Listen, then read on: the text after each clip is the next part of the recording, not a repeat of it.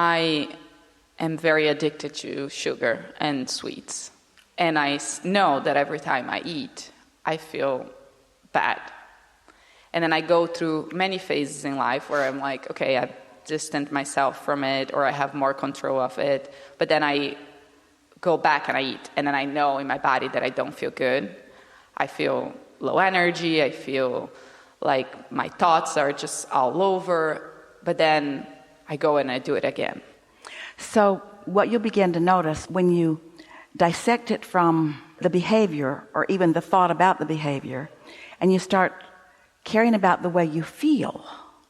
So clarity becomes really important to you. Then you find yourself in a state of confusion, and you relate the confusion to the sugar, and you say, what I'm really wanting is the clarity. Then some momentum begins that is a bit more powerful. We want to tell you about addictions. Our friend talked about it the very first thing today. Your body is a veritable chemical factory, and it is vibration-based. The vibrational chemistry of your body is what produces the chemistry of your body. And the chemistry of your body is almost completely orchestrated by source, in the same way that life force is imbued as you come into this physical body, that spirit, that attention to this physicality. Start again, we can say this better. Creation is about focus, and your physical body is a creation that was created by attention from non-physical primarily. This train of thought, this sequence of words, is to help you to feel the perfection with which you are understood from non-physical and set into motion. Also, we want to say that the cells of your body, trillions of them, are in concert conversation with that source energy intention. And that's why the magnificence of the physical body is what it is. It is incredible. You have not begun to capture or understand this magnificent body, its creation and its maintenance. But here you are. You said, I'll come and I'll sift and I'll sort. And so you ingest something, and your inner being doesn't freak out and say, well, you're on your own now. Your inner being continues to look for the path of least resistance. Always your inner being is looking for the path of least resistance, which is the path of most allowance, which is the path of your greatest benefit. And so as your cells participate in this, whatever it is that you've ingested, the information that's coming to them is always calling them in the direction of well-being. And so that results in what humans would notice is a compensation in your body. You don't just kill over from the introduction of something. Your body adapts to it because of the relationship that you have with your inner being, who helps you to continue to thrive anyway.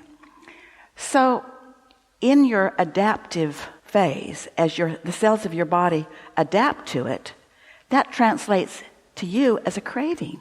Let's make two conversations out of this one conversation. Seems like the conversation is eating something that doesn't agree with me. That's one conversation. That's the cells physically adapting. But the other conversation is the connecting of the dots later. As your cells adapt, and they do, then the result of the way you feel is not as clear as it was before they were having to do this adapting thing, because the communication between your cells and your inner being is not like it was. Does this make sense to you? Mm-hmm. So if you, in a determined way, we're not recommending this, we're just saying this. If in a determined way you say, no more sugar for me, and you go 3 days, only 3 days, with no sugar, the addictive feeling properties will dissipate. The residue will dissipate because you have not reactivated it. But there's another reason that you are eating the sugar.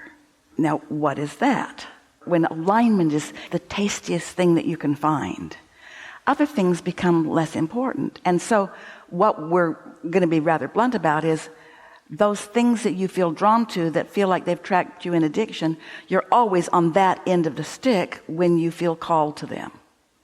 You're depressed, you're tired, something hasn't gone well, and so you turn to that, and then the continuation of the creation is unpleasant. So when you let go of it because of the unpleasantness of the physicality rather than because of the fogginess of the emotion, then it doesn't last very long. That's why you keep going back and keep going back and keep going back. What you all are wanting, what every person wants, no matter what it is, material object, an improved bodily condition, a relationship, a pile of money, it doesn't matter what it is. It's because you think you will feel better in the having of it. And you know what it is you're reaching for that makes you feel better? Alignment. And so it's easy to be all off track. If you're not thinking about alignment and pretty much only about alignment, then you get off on all kinds of tracks. And you try this, and you try this, and you try this, and you try this, until you have confused the chemistry of your body to the point that you don't quite know what to do because you're looking for action and words rather than alignment, which will guide you. Does that make sense? When you're tuned in, tapped in, and you're there often enough and long enough, then the impulses come to you. And you might be introduced to something and it tastes good and everybody's doing it and you want to do it too and you don't notice it right away. But after a little while, you'll get an impulse. You'll have an awareness. I feel a little diminished. And you'll be able to pinpoint exactly what the culprit is. Really, this is a strong statement. If you could be in complete and utter alignment with your inner being, because your thoughts are so focused toward that feeling of alignment that you've just managed to accomplish the vibrational recipe for alignment, it wouldn't matter what you ate. Because your alignment would compensate for it. Your cell's ability to communicate with Source is so in place because of what you're doing vibrationally that nothing else matters. But it's a harder way of going about it.